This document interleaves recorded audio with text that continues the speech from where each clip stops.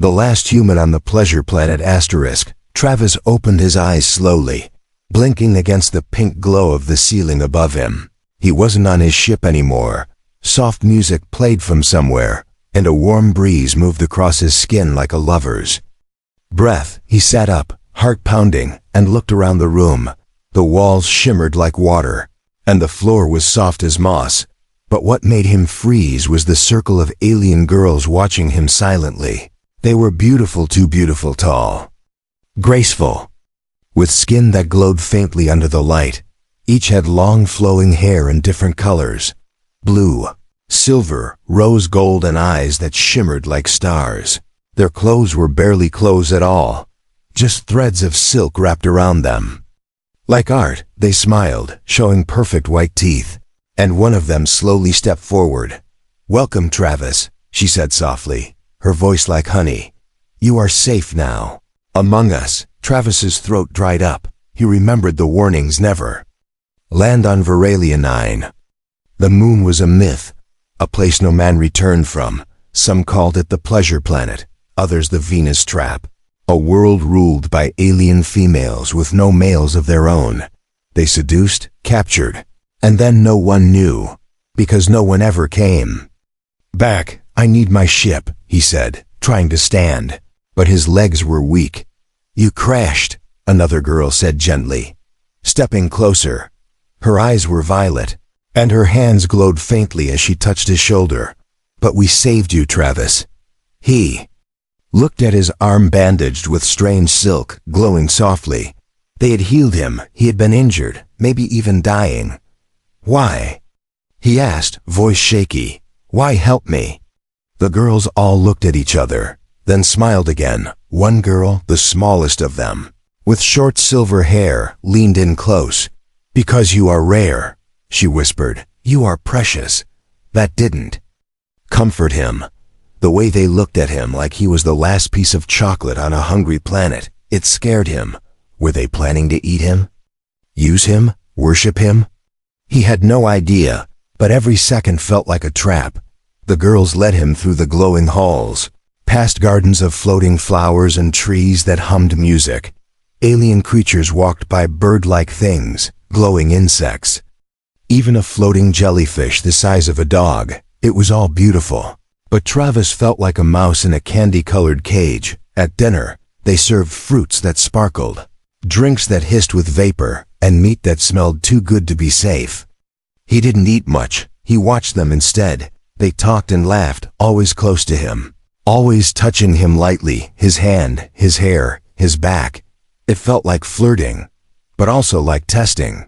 "You're the first male we've seen in decades," said Lissa, the one with violet eyes. "Our species lost its males a long time ago. That's tragic," Travis muttered, looking at the food, then back at her. She leaned forward, her face inches from his. "It is," she said, "but maybe fate brought you to us." That night, he lay in a soft bed alone, the sheets scented with some alien perfume. He didn't sleep.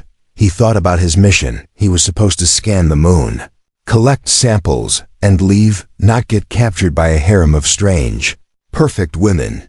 He had to get out, but the ship was probably destroyed.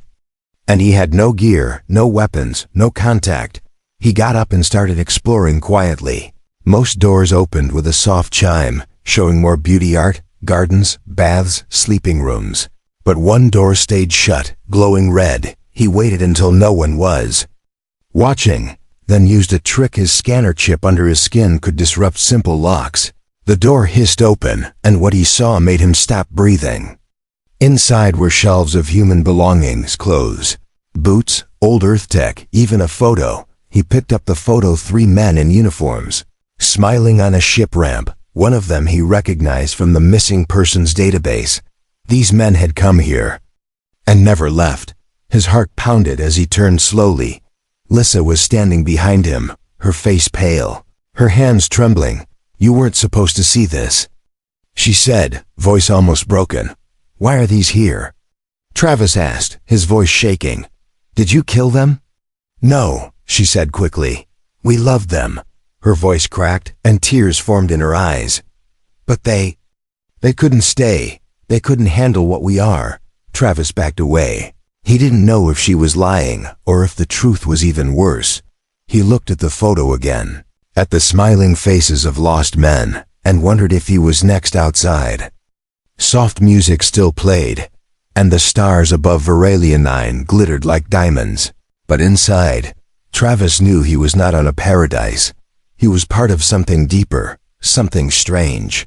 And the alien girl's sweet smiles hid a truth he wasn't ready to face. Not yet. The feast that never came. Travis sat in the garden the next morning, watching 3 of the alien girls laugh as they floated through the air on glowing petals. He didn't know how they did it, if it was gravity tech or magic, but they looked like angels. Dangerous angels. His hand still trembled slightly as he held the strange fruit in his lap. It sparkled like a ruby and pulsed with light, but he hadn't eaten a bite. Lissa appeared beside him, her violet eyes softer than the night before. "You didn't sleep," she said gently. He didn't answer. He stared ahead at the other girls, Kiri with her fire-red hair, Maeva with blue crystal skin, and Alan with glowing tattoos across her neck. They looked so playful, so harmless, but the memory of the photo room haunted him. "I saw the others," he whispered finally. "I know you've had humans before." Lissa sat beside him, her hand brushing his. "They came willingly," she said. "We don't trap anyone, Travis. We only offer what we have." "You didn't mention they vanished," he replied. "They weren't ready to stay," Lissa said sadly, "and we weren't ready to let go." He stood quickly, backing away. "Why are you keeping me here then? Why all the smiling, the food, the soft touches?" "We're not keeping you," she said, standing too. "Your ship is damaged beyond flight, but we've already sent a beacon. Someone may come for you." That stopped him. He hadn't seen them call for help, but maybe they had still. Something didn't feel right. That evening, they prepared what looked like a grand feast. Tables of steaming meats, glowing drinks, floating desserts that danced when music played. Travis sat at the head of the table, and all 5 alien women sat around him, their eyes full of excitement. "We celebrate you," said Maeva with a soft voice like wind through glass. "You are our guest, our hope, our future." He tried to smile, but he couldn't. The scent of the food was sweet, but it twisted his stomach, no matter how gentle they acted.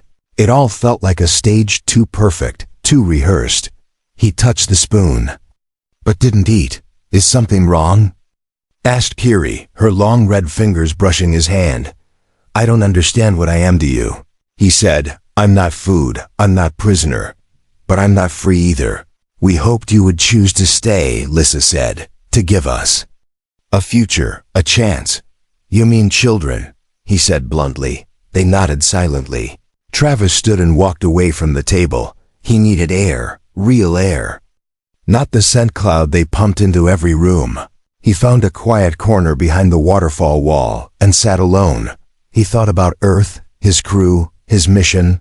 He should have listened to the warnings. Suddenly, a soft crunch behind him made him turn. It was the smallest girl, Nira, the one who rarely spoke.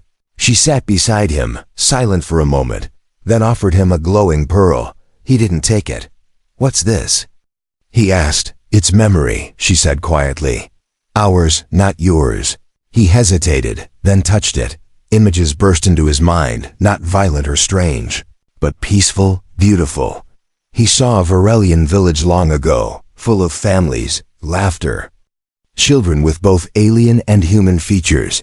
He saw human men smiling, teaching, loving, and he saw the sadness when they grew old and faded while the alien women stayed young. "We don't want to trick you," Nira said softly. "We only want to live again, not alone." Tears stung his eyes without warning. It was too much. "I didn't come here for this," he said quietly. "I know," Nira replied, standing up and walking away. "But maybe this place came for you." Travis stayed in that spot until the sky turned violet and the stars danced across the sky. He didn't know what he was part of or what he was meant to be, but one thing was sure: these alien girls didn't want his death. They wanted his heart, and that somehow was even more terrifying. The girls' secret hunger. Travis waited until the girls were distracted. Dancing in the moonlight near the floating lake, the music they played didn't come from instruments. It came from their bodies. Each movement hummed with a low tone, a rhythm he could feel in his chest. It was beautiful. Yes, but it was also a perfect distraction. He moved fast, slipping through the glowing garden paths until he reached the forbidden store again. The room hadn't changed, still filled with relics from lost human men. But this time, he noticed something else. A second door hidden behind a curtain of vines. He pulled the vines aside and stepped through. What he found made his stomach turn. Tanks glowing, pulsing tanks filled with strange fluid. Inside floated small creatures. Not human, not fully alien. They had tiny limbs, dark skin, and glowing veins, half-formed children. Suspended in sleep, he stepped closer and saw names scratched on each tank, some Earth names, some alien. He staggered back as realization hit him. The girls weren't just looking for partners.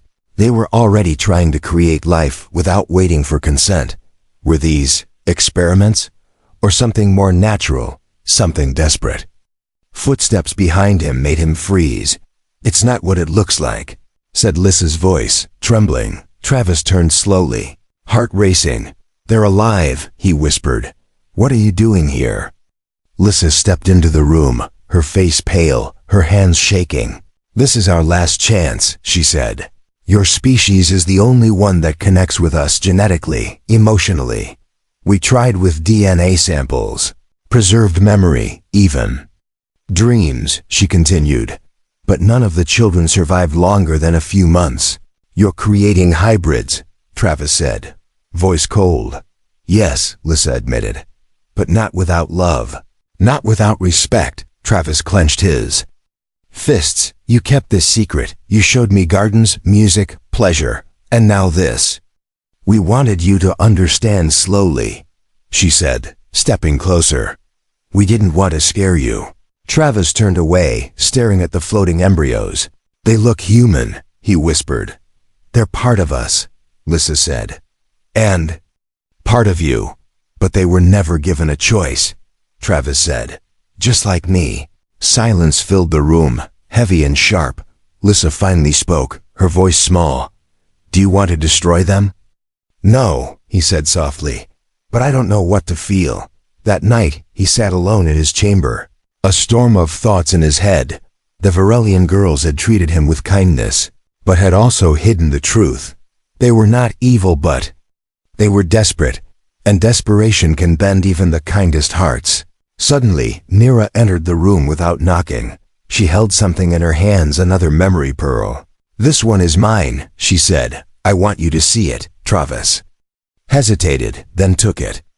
The vision it gave was different. No cities, no smiles, just Nira as a child, watching her mother cry over an empty cradle, watching her people bury failed embryos, day after day, year after year.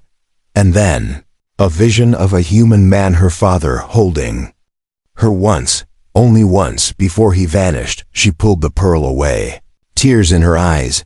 "I was born from love," she said. "Even if it didn't last." Travis stared at her, unsure if he was heartbroken or moved. "These girls," Nira said, "they're not monsters. They're just tired of saying goodbye." In that moment, Travis saw the truth. Varelianine wasn't a trap, it was a womb. A place struggling to give life, to grow a future. And he was no longer just a visitor. He was a seed they were praying would bloom. The escape that turned into a choice. Travis stood on the edge of the launch platform, where his broken ship had been placed like a relic. The hull was cracked. The engine melted through, and the cockpit smashed from the crash. Yet the girls had cleaned it, polished the metal, even placed flowers beside it like it was a tombstone. He stared at the twisted vessel in silence.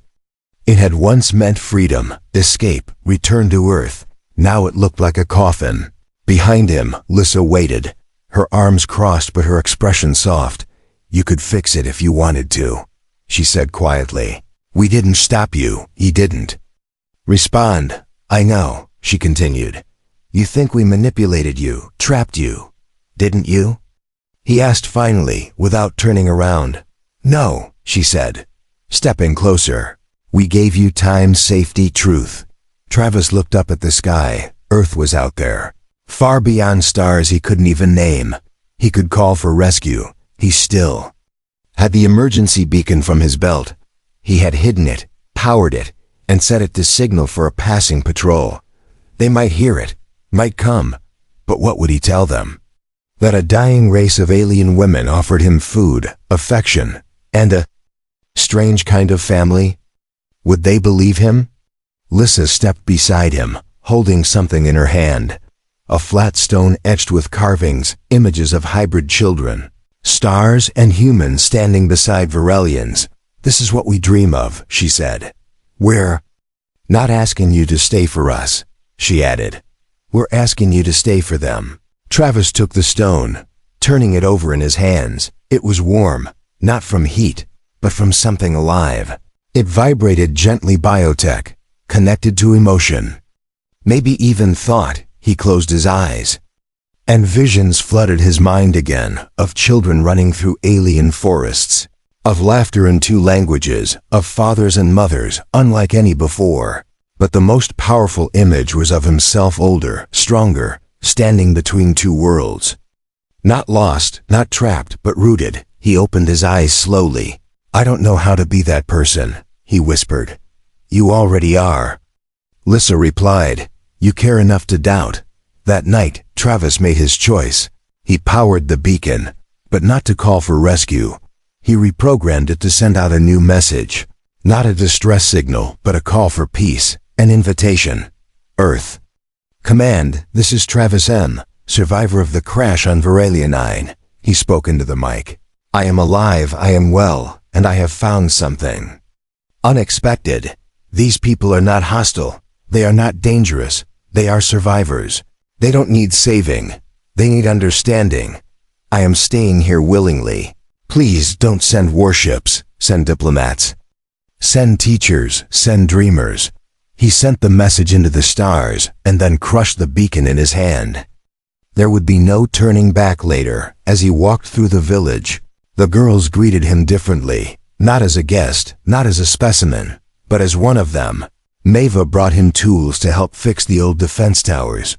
Kiri handed him seeds that responded to human voice. Nira taught him how to calm the forest creatures that once feared him. And Lissa no longer called him visitor.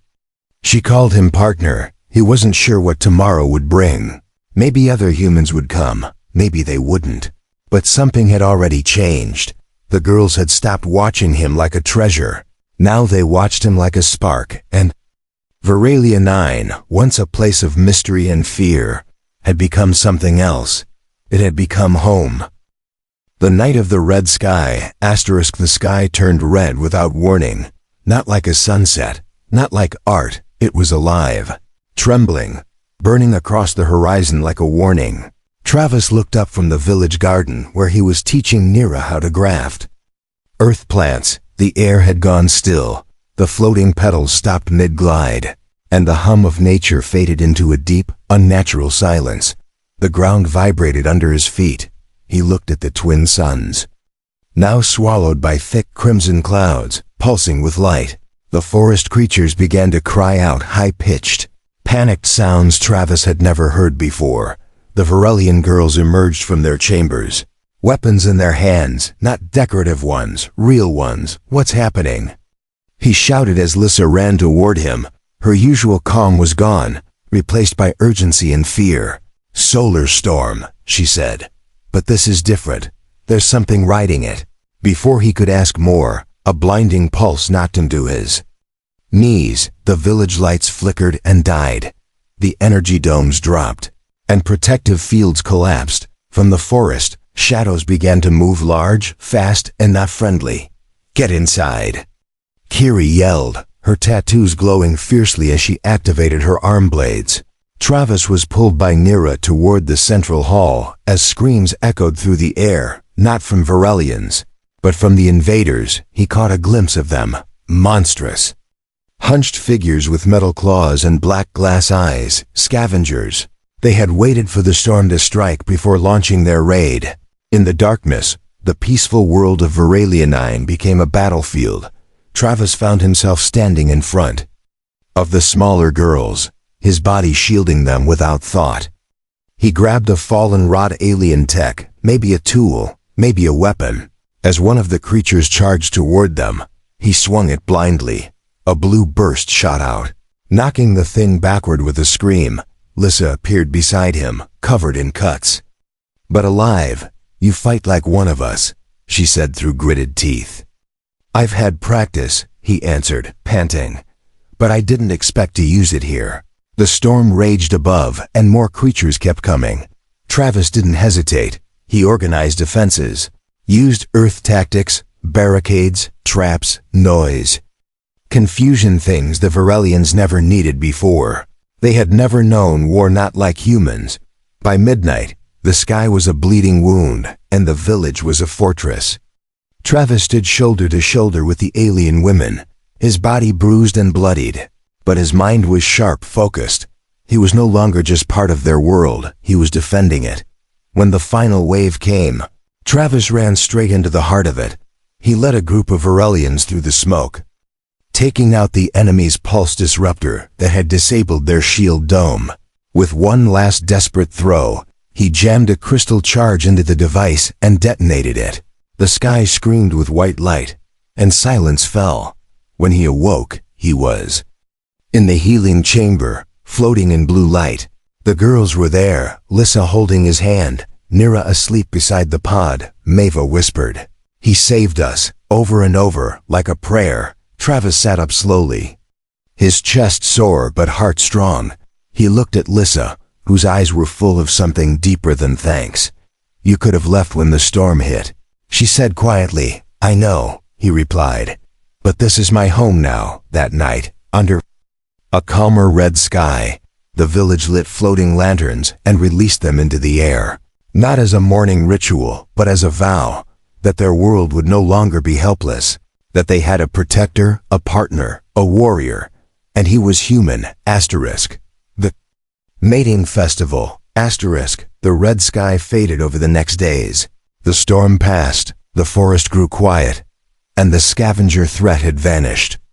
But something else began to stir in the air, gentle, warm, and ancient. Not danger, not fear. It was ritual. Lissa approached Travis as he helped rebuild the watchtower near the waterfall cliffs. She held a folded cloth, golden and shimmering, and a small crystal orb that pulsed softly. "It's time," she said, her voice calm but filled with emotion. "For what?" he asked, wiping sweat from his forehead. "The festival of joining," she answered, placing the items in his hands. "It happens once every 7 cycles, only when the stars align in peace." Travis blinked. "You mean a wedding?" "No." She smiled, something older. "It's not about ownership," she said. "It's about choice. Willingness to bond, not just body, but soul." He looked at the orb, feeling its rhythm match his heartbeat. "And you want me to join with you?" he asked carefully. Lissa hesitated, then stepped closer. "Not just me," she said softly. "All of us." That night, the village transformed. Petals rained from the sky as if summoned by wind. The central plaza glowed with soft lights from living lanterns, creatures that floated like jellyfish, humming in harmony. The Verelian women wore robes of woven light, each designed to reflect their personal essence. Kiri's flickered like flame. Maeva's flowed like water. Travis wore the golden cloth given to him, wrapped over his shoulders. Like armor, he walked slowly through the gathering, each girl meeting him in turn.